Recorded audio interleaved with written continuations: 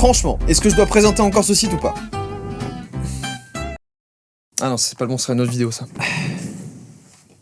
Quora. Je rappelle quand même, Quora c'est un site de questions-réponses, donc des gens viennent poser des questions, d'autres répondent à ces questions, et généralement c'est des questions qu'on se pose jamais au quotidien, mais dont on veut savoir la réponse, absolument. En vrai je le dis à chaque vidéo, mais j'aime trop Quora, et à chaque fois, il y a forcément un truc qui va me mindfuck. J'apprends des trucs qui me serviront certainement jamais, mais j'adore ça. Bref, préparez-vous parce qu'aujourd'hui on va encore découvrir des dingueries, c'est parti.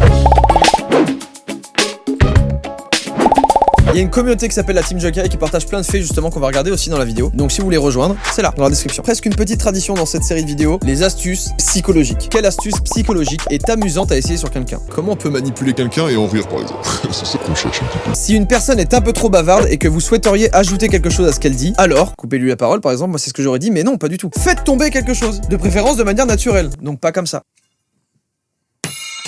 Zut! Lorsque vous vous pencherez pour ramasser l'objet, la personne arrêtera probablement de parler. Cela vous permettra ensuite de dire ce que vous voulez sans l'interrompre impoliment. Pas mal. En fait, c'est une espèce de technique de pause dans la vraie vie. À tester avec plusieurs personnes, ça peut être bien. Un petit fait qui me servira si je veux interrompre, je sais pas, si je veux interrompre le président de la République par exemple. Faut vraiment que ce soit avec quelqu'un que t'as pas du tout envie d'interrompre. Avec The Rock, genre moi je l'interromps pas The Rock. Quelles sont les astuces psychologiques utilisées par les entreprises qui réussissent? Avez-vous remarqué quelque chose en commun avec toutes ces images? C'est que des trucs de bouffe. Et il y a tout le temps du rouge. Elles ont toutes de la couleur rouge et la couleur jaune. Vous allez me dire que je vais me taper un énorme Big Mac parce que le logo est rouge de McDo? Le cerveau traite la couleur avant de traiter les mots ou les formes. C'est pourquoi ces chaînes de fast-food à succès ont choisi ces deux couleurs pour leur logo et leur marque. Le rouge est souvent considéré comme une couleur vibrante, intense, énergique et stimulante. C'est pourquoi il est souvent utilisé pour attirer l'attention. Il augmente également le rythme cardiaque. Ok. Ce qui aide à stimuler l'appétit. Alors que la couleur jaune est associée au bonheur. C'est aussi la couleur la plus visible à la lumière du jour, ce qui la rend facile à repérer sur une route bondée. La combinaison de ces deux couleurs vous donne faim, elle vous incite à vouloir acheter le produit qu'ils vendent. Attendez, on va voir le logo de Quick. Mais voilà Quick, mais... Quick! Il est où dans votre logo le jaune? Vous déconnez là. Hibou, viens on relance Quick. Vas-y, montre-leur le nouveau logo. Y'a pas une autre marque là? Crocs logo. Mais c'est pas vrai Crocs! Comment voulez-vous que les gens mangent des Crocs? Après je suis pas sûr que ce soit le but vu que c'est des chaussures mais... Oui Flunch! Voilà pourquoi les Français ils vont fluncher. Je veux autre chose. Et attendez parce que là c'est abusé en fait. Buffalo Grill, du rouge, ok. Et franchement, Buffalo, arrêtez la musique d'anniversaire, on n'en peut plus là. Mettez du jaune, c'est pour ça que vous êtes pas dans le top. Courte paille, c'est un peu l'ancienne des anciens. On va pas, voilà. J'en étais sûr, courte paille. Vous influencez sur les vieux, c'est ça? Où est le jaune? Attendez une petite seconde. S'il vous plaît, mettez-moi un zoom de 45%. Chut, attendez une petite seconde. Donc en fait, courte paille augmente le rythme cardiaque avec leur couleur rouge vive et passionnée. Puis, lorsque les personnes arrivent devant le restaurant et qu'ils voient ce petit trait jaune, se disent là je nage dans le bonheur. Bravo. Mais attendez, par contre, juste zéro vanne, mais tous les restaurants ils utilisent du rouge ou c'est quoi le... Dites-moi que vous êtes pas comme les autres au tacos. Ils utilisent un mélange de rouge et de jaune. Comment ils font ça? J'adore Quora. Me dis pas que le logo Quora est rouge, parce que là c'est que vraiment je suis très influençable.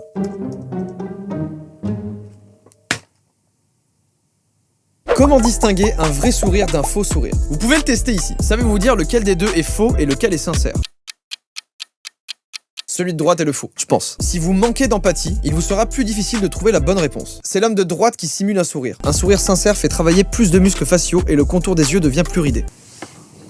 Attendez, je vous explique, parce que là je viens d'essayer de cacher le bas du visage pour voir la différence. Et en fait je suis en train de me dire que depuis des mois on porte des masques chirurgicaux. Et regardez, est-ce que je souris là ou pas? Mais moi je croyais que je souriais pas. Avec un masque, on voit que le haut du visage et du coup quand on fait un sourire, bah si on plisse pas les yeux, ça fait bizarre. Genre là si je plisse pas les yeux, je fais un sourire mais il est faux, du coup ça se voit. Essayez de deviner lequel des deux est le faux. Et bah c'est intéressant. Quelle photo vous a fait vous demander c'est possible de faire ça? Des prêtres qui s'arment de pistolets à eau remplis d'eau bénite baptisent les bébés. Elle est incroyable cette photo vraiment. On baptise ou c'est une kermesse? Celle-ci, un wagon transportant du maïs avait une fuite. C'est joli. Parmi les faits psychologiques, lesquels trouvez-vous les plus géniaux? Selon une étude, les gens vous voient 20% plus attractifs que vous ne le pensez. Là ça met bien. À partir de maintenant, je suis beaucoup mieux dans cette vidéo. Putain, 20%, ça fait quand même pas mal quoi. Ouais, c'est pas mal. Ouais. Peut-être que je me pense 20% déjà plus attractif que les autres pensent qu'ils me voient. Ça veut dire que je suis 40% plus attractif? C'est un peu comme le compliment. T'es pareil que dans tes vidéos. On va pouvoir lancer une nouvelle phrase qui fait plaisir. Je te trouve 20% plus attractif que tu ne le penses. Ça sonne bizarre. L'odorat d'une fourmi est supérieur à celui d'un chien. Je sais pas ce que je vais faire de cette info. Je la prends et je me dis que maintenant péter sur des fourmis c'est un crime. C'est la seule chose à laquelle j'ai pensé avec cette info. Si vous êtes toujours inquiet de ce que les autres penseront de vous, vous ne serez jamais heureux. Les phrases comme ça qui paraissent le plus simples et qui paraissent le plus bateau en général, c'est la vérité. Les bananes contiennent un produit chimique qui aide naturellement à rendre quelqu'un heureux. C'est le même produit chimique que l'on retrouve dans les Prozac. Quoi? La banane est un antidépresseur. Vous savez ce qu'il vous reste à faire si vous avez un petit coup de mou. Pour moi, la photo originale est un modèle beaucoup plus joli que le miroir. La plupart des caméras de téléphone reflètent automatiquement vos photos, c'est le cas d'iPhone. C'est pourquoi vous remarquez que vous avez l'air bien avant ou lorsque vous prenez des selfies, mais lorsque vous allez dans la galerie pour les vérifier, vous découvrez que vous n'en aimez aucune. C'est vrai! La seule chose que vous soulevez par ce point est le fait que nous nous voyons toujours dans un miroir et que le reflet que nous connaissons est inversé par rapport à ce que les gens voient de nous. Mais si on a un défaut d'un côté dans un miroir, il est simplement de l'autre dans la vraie vie. Est-ce que vous vous trouvez mieux pendant que vous prenez la photo ou quand vous la regardez après? Allez-y, dites-moi. Quelle est l'image la plus trompeuse que vous ayez jamais vue? Ça, j'adore. Regardez ça. C'est quelqu'un qui aime le risque. Eh bien, pas du tout. Ah si. Le spot, il est incroyable en vrai pour faire une photo. Mais c'est fou. Cette falaise n'est en réalité pas si loin que ça du sol. Elle doit se situer à 2 mètres au-dessus du sol. C'est un spot touristique populaire à Pedra do Telegrafo au Brésil. Voici les coulisses des séances photo. Ah mais quoi? Ah mais les gens font la queue pour aller faire la même photo. Par contre c'est méga stylé. Ces personnes attendent probablement des heures sous un soleil de plomb, prennent 50, 100 photos d'eux-mêmes dans des positions variées, puis rentrent à la maison et passent près d'une demi-heure à les éditer pour en poster seulement une sur Instagram. C'est plutôt pathétique. la fin elle est si violente. Quelle est la plage d'intérieur la plus grande au monde? Elle est située en Allemagne. Je suis déjà étonné. D'accord, ça a l'air effectivement énorme. Un ancien hangar d'avion a été reconverti pour pouvoir accueillir jusqu'à 6000 personnes. Situé juste au sud de Berlin, dans la Brandebourg, on connaît bien sûr, c'est là où on fait... On connaît bien sûr. Cette dernière offre la possibilité de bénéficier d'un temps tropical dans cette région habituellement froide de l'Europe. C'est peut-être pas ultra écologique, je sais pas, ou alors ça fait un effet de serre genre. Mais quoi?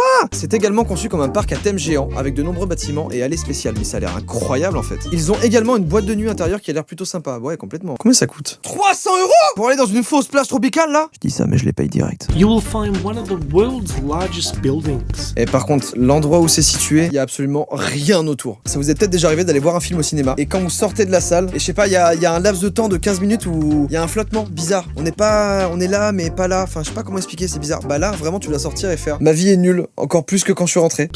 But now houses a tropical oasis theme park by the name of Tropical Islands Resort. Putain, c'est abusé. It is 1,180 feet long, 689 feet wide, and 351 feet tall. J'ai du mal à imaginer la taille, mais ça a l'air d'être immense en fait. Plus various exotic birds, turtles, and fish, jacuzzis, water slides, pools, a waterfall. Mais comment ça, il y a une montgolfière? Incroyable que quelqu'un soit dit, bah le hangar d'avion, on fait plus d'avion, du coup on va faire une plage tropicale. Ça me paraît évident en fait. Franchement, j'ai vraiment envie d'y aller. Existe-t-il une échelle universelle pour mesurer les différents types de douleurs? Niveau 1, petite blessure. Comment ça? Comme se couper le doigt avec une feuille. Si c'est le cas, moi c'est niveau 10 instantanément en fait. Contusion légère, entorse, très bien. Crampe sévère, ok. Fracture. Attendez, mais fracture c'est niveau 4. Rage de dents niveau 5. Toutes les personnes là qui ont déjà eu mal aux dents, le mal de dents c'est niveau 10 c'est niveau 11. Écrasement de membres. Attendez, je viens de me plaindre pour une rage de dents. C'est niveau 5, alors que pour moi c'est la mort en fait. Accouchement difficile, c'est 8. 3 points au-dessus d'une rage de dents. Mais il y a pire que ça. Accouchement difficile, c'est juste en dessous de amputation sans anesthésie. Là j'ai mon bras, je le coupe en deux. J'ai un point plus mal que si je vivais un accouchement difficile. Expliquez-moi la situation monsieur, qu'est-ce qui vous est arrivé? J'ai coupé mon bras en deux. D'accord, je vois. Est-ce que vous pouvez me dire sur une échelle de 1 à 10 votre petite douleur là? Je dirais 3-4. AVF sévère, c'est quoi AVF sévère? Quelque chose de pire que l'accouchement, pire que l'amputation sans anesthésie, pire que la colique néphrétique, pire que l'écrasement de membres. Ça ne peut être qu'une chose. Le petit doigt de pied dans le coin de la table. Ça ne peut être qu'une chose. Le petit doigt de pied dans le coin de la table. Alors j'ai testé le week-end dernier. Il est cassé et je dirais 3. Incroyable cette échelle en vrai. Allez-y dans les commentaires. Que serait pour vous la douleur numéro 10? Sans toi dans ma vie, je souffrirais d'un 10 sur l'échelle de la VF. Qu'est-ce qui est parfaitement légal mais totalement terrifiant? Le cannibalisme. Génial! Par exemple, après avoir subi une amputation du pied suite à un accident de moto, un homme a demandé à un médecin s'il pouvait ramener son pied chez lui. Son projet étant de cuisiner et de le manger. Wow! Il a aussi invité quelques amis au dîner pour déguster son pied ensemble. Mais oh! Oh les humains là, stop! Arrêtez d'être des humains bizarres là! Écoutez monsieur, je vais être très clair, on va devoir amputer votre pied. Oh non! Mais vous me mettez un doggy bag alors. Incroyable. Selon cet homme, son pied avait le goût du bison, mais super costaud et un peu gras.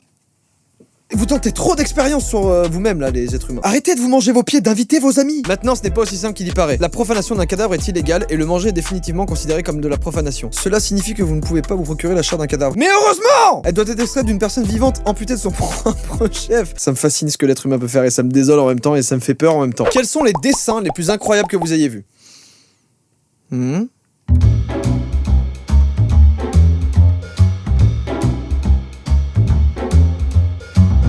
Il y a des gens gens qui mangent leurs pieds avec des amis, avec du citron vert et du basilic, et il y a des gens qui font ça. C'est incroyable. Ces images ont été réalisées par un artiste hongrois, István Banyai. Pas du tout. Allez, on continue. Son livre appelé Zoom, qui ne comporte aucun mot, a été publié en 1995 et contient toutes ces images. Fou. Vous l'avez vu peut-être un peu plus vite certainement au montage, mais moi je l'ai vu vraiment en prenant le temps. C'est abusé le temps qu'il a dû mettre. Incroyable. Bravo monsieur István Banyai. Connaissez-vous des nudges qui ont fait leur preuve comme la mouche des urinoirs? On sait très bien, peut-être que vous le savez pas, mais des fois il y a des urinoirs où il y a des mouches comme ça. Et les gens pissent dessus. Qu'est-ce que c'est des nudges? On pourrait dire que c'est un coup de pouce psychologique pour vous aider à faire le bon choix. Attendez. Moi je pensais que c'était juste une vanne et que c'était une mouche collée dans un urinoir. Mais pas du tout en fait. Ce simple dessin de mouche a permis à des millions de passagers masculins de se concentrer pendant leur effort. Et il a permis à l'aéroport de réduire 80% les dépenses de nettoyage dans ses toilettes.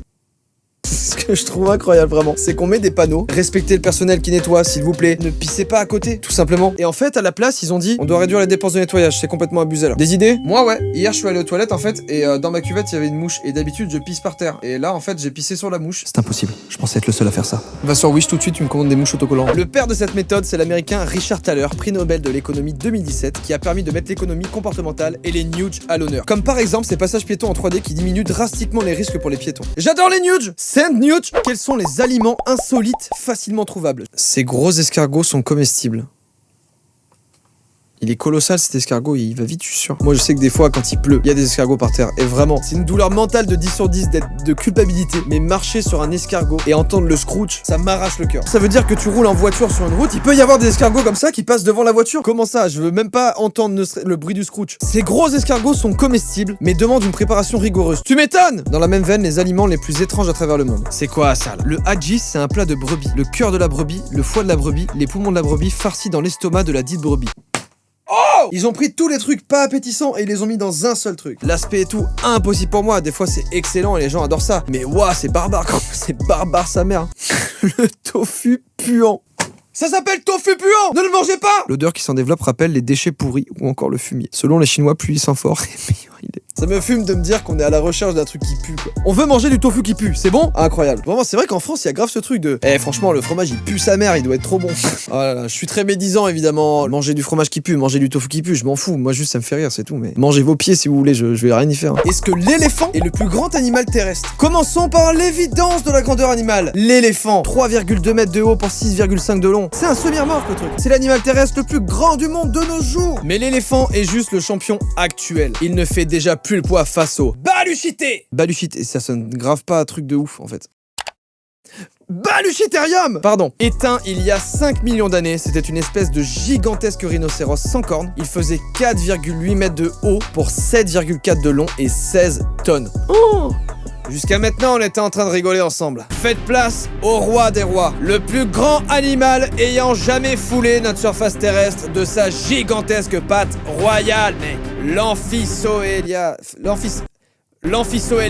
Ici, on a essayé de le comparer à un homme. Oh, mec, c'est fou là. Il n'avait pratiquement aucun prédateur. Sa vie se limitait à brouter les feuilles des plus hauts arbres de la planète de l'époque. Waouh. Argentinosaurus. Argentinosaurus découvert en Argentine en 1989. Seulement, c'est il y a pas longtemps, vraiment. Waouh, une représentation 3D et tout. Vas-y, ils sont trop chauds. S'il existait à notre époque, il serait dans un parc animalier et je suis sûr qu'il y aurait une cabane sur son dos et qu'on ferait payer 50 balles pour monter dessus et faire des balades avec. Vrai ou pas vrai? Moi, je suis sûr que vrai, parce qu'il y a des gens qui mangent leurs pieds, on n'oublie pas. Je suis pas passionné par les dinosaures, mais de voir ça, c'est vraiment, tu te dis, à une époque sur cette planète, ça foulait le sol, ça marchait, ça se baladait tranquille, ça mangeait des arbres. Bon, et bah c'était incroyable, on va se quitter là-dessus. J'espère que vous passez des bonnes vacances aussi. Moi, honnêtement, mes seules vacances, elles se passent à Auchan quand je fais mes courses. C'est triste ce que je viens de dire. Je fais des week-ends quand même, vous inquiétez pas. Merci à tous d'avoir regardé cette vidéo, j'espère que ça vous a plu et on se dit à la semaine prochaine pour une nouvelle. Double ciao.